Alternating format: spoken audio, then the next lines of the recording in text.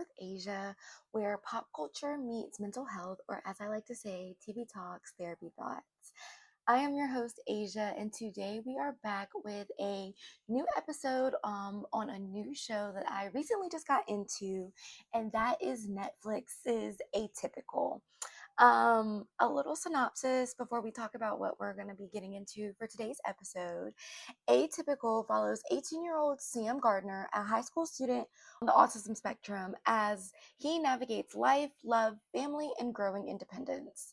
The show explores not only Sam's world, but also how his diagnosis impacts those around him: his overprotective mom, his quietly frustrated dad, and his sister Casey, who's been the rock behind the scenes. It's one of the most humanizing depictions of autism I've seen in a series. I really enjoyed this depiction, um, or this display of autism through Sam's journey in high school, because I felt like it was a really good display of what autism can look like. I think oftentimes we forget that autism is a spectrum and it can impact individuals who've been diagnosed with it in so many different types of ways. And so I think just bringing awareness of what it can look like for an individual um, is important and so great to see on the television screen. So first, before we kind of get into the nitty gritty of the relationships, I do want to kind of talk about what autism looks like in real life versus on the screen. And so we see Sam, and he has high functioning autism, which refers to individuals with autism spectrum disorder who have average or above average intelligence and typically do not have significant delays in language or cognitive development. So we see Sam is very intelligent. He gets good grades. He does well at work. He's very informed about Antarctica, and penguins, and we will talk a little bit more about that in a little bit. But Sam's challenges come in with the sensory sensitivities, difficulty with social cues, and his rigid thinking. But like we see, he can function independently with support.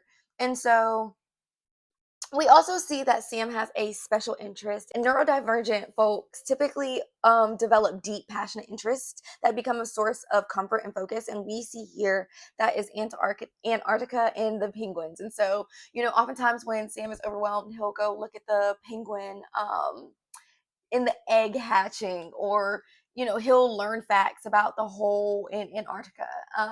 Or when he's overstimulated, we see him reciting those 4 words associated with Antarctica and penguins. And so that has been his interest. That is his deep interest. We see igloos, anything that could be of association to penguins or Antarctica, Sam is to die for. And so I just want to emphasize that, because autism is a spectrum. Like I said, no two people have the same symptoms. Their symptoms don't look alike. And I think Atypical does a great job in showing that autism does not define a person.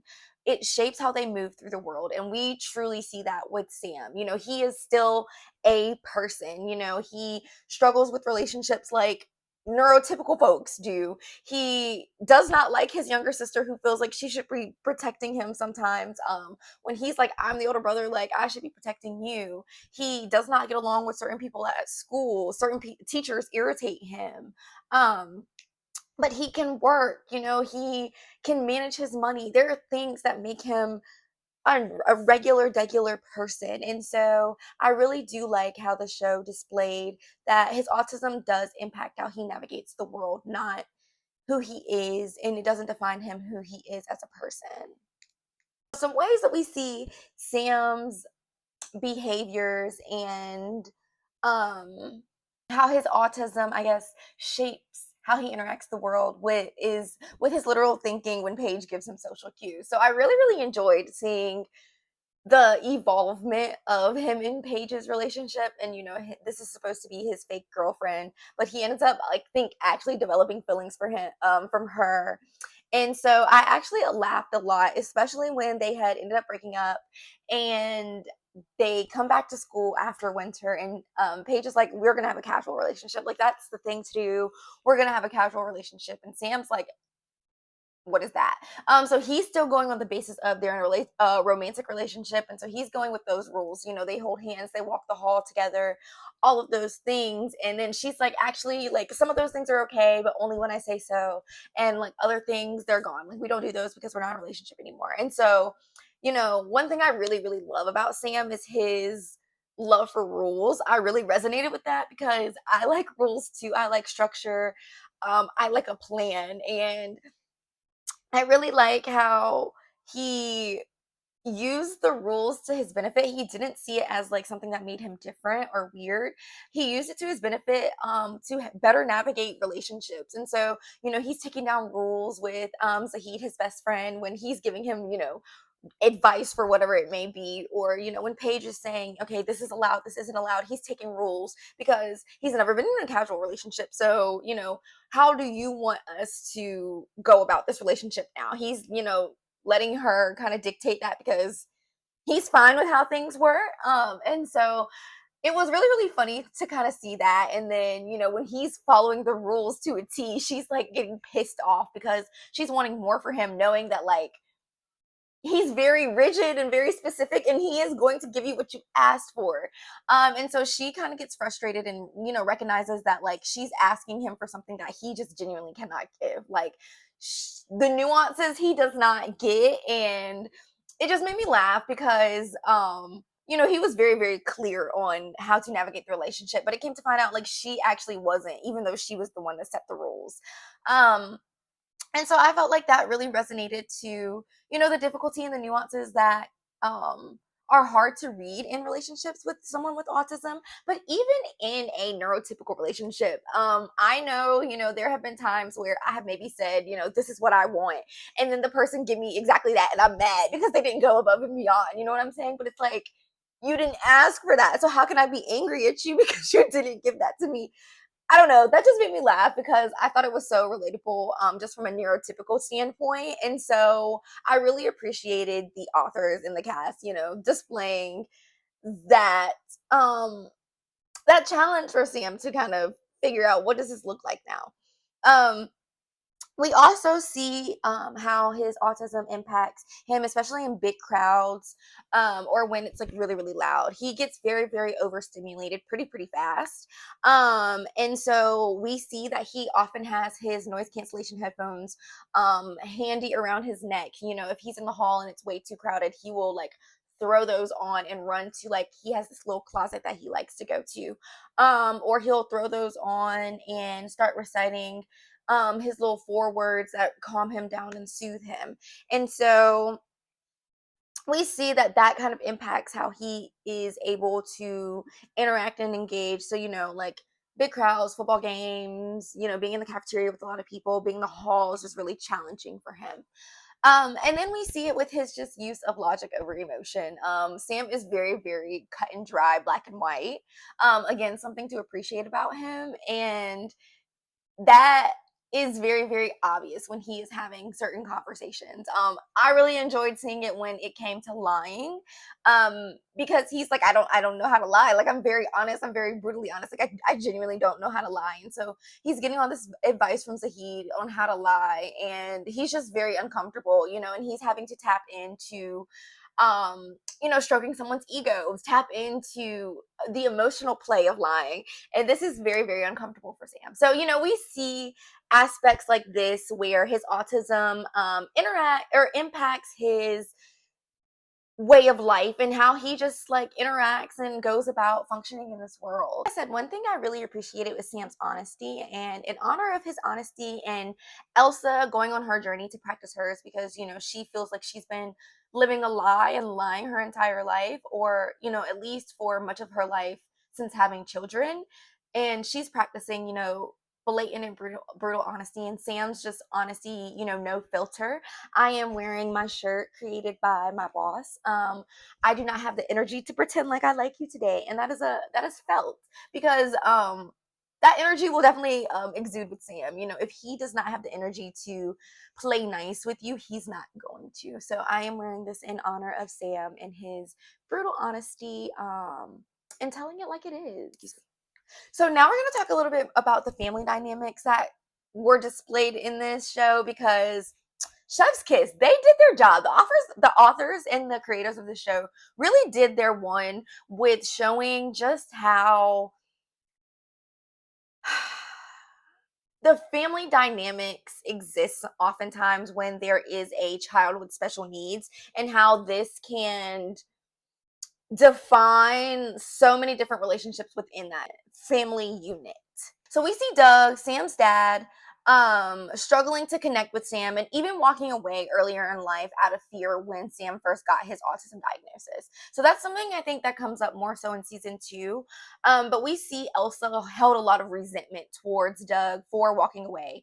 Elsa, I think, was appreciative of getting some kind of diagnosis for Sam, um some kind of explanation for why is my child behaving in the way that they are. I think, they were talking about how they used to go on camping trips, and then Sam just got so overstimulated he would just scream to the top of his lungs. So just wanting some answers as to, like, what is going on with my child, how can I make them better. So we see, Elsa jump head first right into um all these things that need to be accommodated for with Sam's autism. However, we see Doug, really, really struggles with what is it going to mean to raise a child with special needs, especially because it sounds like this is like late 1990s, early 2000s, before autism and the knowledge that we have today on autism was out to the public. So, still a lot of stigma, a lot of I don't really know what autism looks like. How is this going to shape what this family is going to look like for the rest of our lives? And I get it, that's a hard thing. And I think oftentimes women and mothers can jump head first, often neglecting the grief and the pain that is held with, having that diagnosis, and, something is different with your child. And I think we see that Doug had to process that, and Elsa is processing it now as Sam is, approaching adulthood, and we see her kind of spiraling. And so Elsa, his mom, we see her overcompensating with control. So she very much micromanages Sam's life down to every detail. And so, she manages his money. She does not let him go to things if it's not on the senior list. So she is very involved in Sam and his day-to-day functioning. And then we have his sister Casey, who is left to hold everything together. So she is usually responsible for Sam while he's at school. She is usually there to calm him. It seems like they all have their different, impacts and roles in helping Sam depending on what the challenge is. So some things that I really thought were important to point out, especially in the realms of the family dynamics that were shown, was this idea of parental guilt and control, especially with Elsa's affair that we see comes out at the end of season 1, early season 2. And so we see that she's not just bored, she, as Sam is getting older, she has less and less to control in his life. And so with that being her primary role for majority of his life, and now he's in his senior year, she ends up being really, really bored. It seems like her resentment towards Doug for leaving all those years ago still stands, and she ends up having an affair with the barkeep at the local bar. And is she wrong? Absolutely. And I definitely understood and resonated with Casey's anger of, your mom, or not even just your mom, a parent putting on this image as if they are this perfect person when they're not. And you have to see the flaws that your parents have. And that's really, really hard for any child, no matter the age, to come to terms with, is realizing that your parent is not perfect, that your parent will make mistakes, will fall from grace, and they're human just like anyone else. Her the affair is interesting to see because we see her kind of finding herself. It seems like she's been lost, out of touch with who she was, because like I said, she was wrapped up in this caretaking role for Sam. And now that she doesn't have to do as much for him. This is really, really hard for her to navigate. So who is she now? And so I think the affair is her way of kind of tapping into who is she, outside of being a mother, who is she outside of being a wife, who is she outside of being a caretaker. And it's about losing herself, while also finding herself, in this obsessiveness in parenting Sam and making sure his life is planned out to a T. I really, really liked, a lot of things about the show, obviously, but I really liked their display of the sibling resentment, and they didn't hold that out just because Sam is neurodivergent. I really appreciated them showing, Casey's true feelings and all of that, because she still is allowed to be angry and be frustrated that a lot of the attention does not go on her because of Sam's needs. And I think a big example of that was her track meet, where she broke the record that ended up, getting her the scholarship to the private school that she transfers to. But they're at that track meet, and Sam ends up getting fascinated with, I think, a bug that ends up getting in one of the lady in front of him's ponytail. And so he like snatches her ponytail. So it's this big scene. Dad ends up rushing Sam out. Mom drops her phone and has to like go and find it. So nobody's seeing Casey as she's breaking this record. And so, she looks up in the stand when she's breaking the record. All of her friends, all of her teammates are hugging her. Coach is like, so excited, and she's looking up in the stands and she just sees her boyfriend. She does not see her family. And so that's something, and then they lie to her, saying, "Oh, you did good, I saw it," when they really didn't. And she knows that. But I'm glad that they showed, her frustration and her irritation at having to sacrifice and almost be put on the back burner sometimes because her brother has special needs, and his needs to her parents will always come before hers. So, she's very, very protective of Sam. She does not play about Sam. When people are bullying him, or saying mean things to him, she will definitely insert herself into the problem, and say something about it. However, she does get hurt and sometimes jealous at feeling invisible. And like I said, rightfully so, because she didn't ask to be brought into this world. And therefore, y'all got to figure out how to be there for her just as much as y'all are there for Sam. And I really appreciate Doug for calling it out and noticing that they don't show up for Casey as much as they should, and as much as they do for Sam. And so I do appreciate seeing Casey and Doug's relationship develop and evolve, because he is very intentional on trying to establish that relationship with her. And finally, I want to talk about Sam's autism diagnosis and his challenges and their impact on the marriage between Elsa and Doug. Obviously, we hear that Elsa has a relationship, a extramarital relationship. She has an affair with the barkeep while still married to Doug, and he is furious, livid, rightfully so.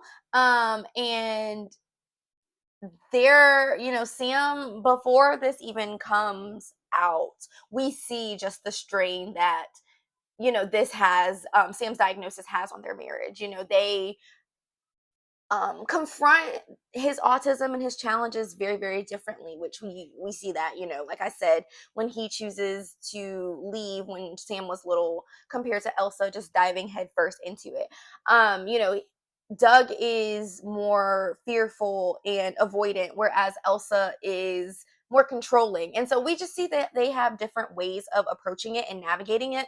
They're not on the same page, though. And I think that is why there's so much chaos and dysfunction within the family. As much as it can seem like, oh yeah, they have it put together, they all live under the same roof. It's very dysfunctional within the family. And I think that's because nobody is on the same page. And I think it starts with Doug and Elsa. They're not on the same page. They don't have the same beliefs. They don't look at things the same. We see that, with their back and forth, and, was it Elsa wanting Sam to go to individual counseling again, whereas Doug thinks that it might be helpful and ends up taking Sam to the support group with other individuals with autism so he can see what other people are thinking, be around people that have similar characteristics and qualities as him. We all find community that way. with people that look like us, sound like us. We have a shared identity with them. And so we just see they differ in even how to address and approach Sam's autism and his challenges. And so, yeah, they got a lot to work through. I think maybe family counseling could be helpful. Um, they all are going through their own individual things. You know, we see Doug starting to develop his physical health concerns, and Elsa is, you know, figuring out her identity. So we just see a lot of changes and transitioning happening in each individual within the family and then as the family unit. And so when I like I said, I think this show does a great job of displaying how families can look, especially when there is a child with special needs or higher needs. And so when one family member has high needs, the rest of the family can disappear into the background. And it's not intentional, you know. Like I said, parents don't just like have children and just decide like, "Oh, I'm going to ignore Sally today because Rosie has higher needs than them." It's not intentional at all. But it is impactful, and we cannot forget about that. And so it can create unspoken resentment and blurred roles and disconnection. And so it's important to always stay connected, check in with, you know, those other siblings that might exist if you do have a child that has higher needs. And then children that are maybe neurotypical or don't have as high needs as maybe one child. It's important that you find ways to connect with each child individually and not just focus on the child with higher needs because they have higher needs. Finally, we're going to jump into Sam's navigation of friendships and relationships. I'm going to be honest, seeing him and Zaid and their relationship is very heartwarming to me because I think this is what Sam's true only friend. And Zahid is funny. Zahid does not treat Sam like he is fragile. He empowers him, gives him advice, albeit, you know, questionable, and makes him feel normal. So, you know, he is teaching him about the different bases in relationships and teaching him how to lie. And, you know, he takes the dude to the strip club, and then that's where Sam sees boobs for the first time. That he wants to write his college application about. You know, like Zahid is, and then he lets Sam come over to his house for a sleepover. Zahid is really a great person in this show. He really is an asset to Sam's life. And just showing like you can have friends too, and our friends teach us things, again questionable, and we see that with Zahid. And so I really just enjoyed seeing their relationship and how Sam really does trust Zahid and goes to him for advice. Again, like I said, it is questionable at times, however Sam really does trust his judgment, so much so that, you know, he will write things that Zahid says down and really take them to heart. And we already talked a little bit about Sam and Paige's relationship. And like I said, it's sweet but awkward. It is interesting because Paige, you know, is in tune with her emotions, knows what she wants romantically, but Sam has no idea. He just knows that, like, oh, I want a girlfriend. But the emotional aspect of it for him is something new and something that he has to work through. And so it becomes awkward because, you know, she has all of this knowledge and all of these emotions towards it, but he's literally like, girl, what do you have going on? And again, I think there have just been some funny moments throughout their relationship, even just the, you know, when Paige is like, I love you, and he's trying to figure out if he loves her based on, you know, the rules that everyone has given him about what love will look like. You know, very cut and dry, where she's like, you know, it's based on her emotions, where he's like, well, do I wake up and think about you? I think was one of his rules. Like, are you the first person I want to tell news to? Like, again, the rigidity of it, it was just interesting to see, fun to see him navigate that and him work through those nuances. And so I really appreciated just them showing Sam's navigation of friendships and relationships, in that neurodivergent individuals can and do have healthy, meaningful relationships. But it does require education, patience, and clear communication on both sides. And so sometimes love doesn't look like passion. for individuals that are neurodivergent, it can look like consistency, honesty, learning how the other person gives and receives care. It isn't always based on those feel-good emotions that us neurotypicals may tune more into. It is more about the logic, but that doesn't mean that the love is not there and the love doesn't exist.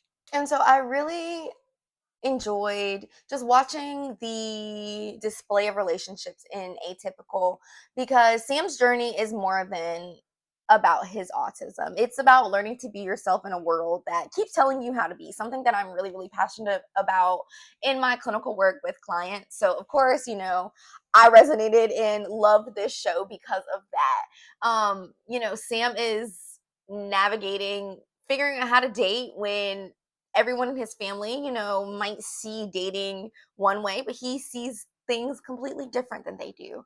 And I think it shows the similarities that can exist for neurotypicals and neurodivergence. Dating is hard for everyone, regardless of if you're on the spectrum or you're not. And so I think it just goes to show the humanity and the commonality that we all have, no matter if we are on the spectrum or not. Dating is hard. Dating is challenging. It's so confusing because you have two people that think so completely different coming together, trying to unite and be one. I hope you guys enjoyed this episode today, and make sure you come back for the next episode because we are staying with Atypical and we will be exploring identity, life transitions, and independence, and how they show up for Sam in his transition into adulthood. Thanks for tuning in to After Hours with Asia. Don't forget to subscribe, leave a comment, and share with someone you think would benefit from this episode. See y'all later. Bye. Hey, say hey, people. You see the camera? Look, the camera. Say hey. You want to snort, snort, snort? Oh, you want to be shy now? Okay.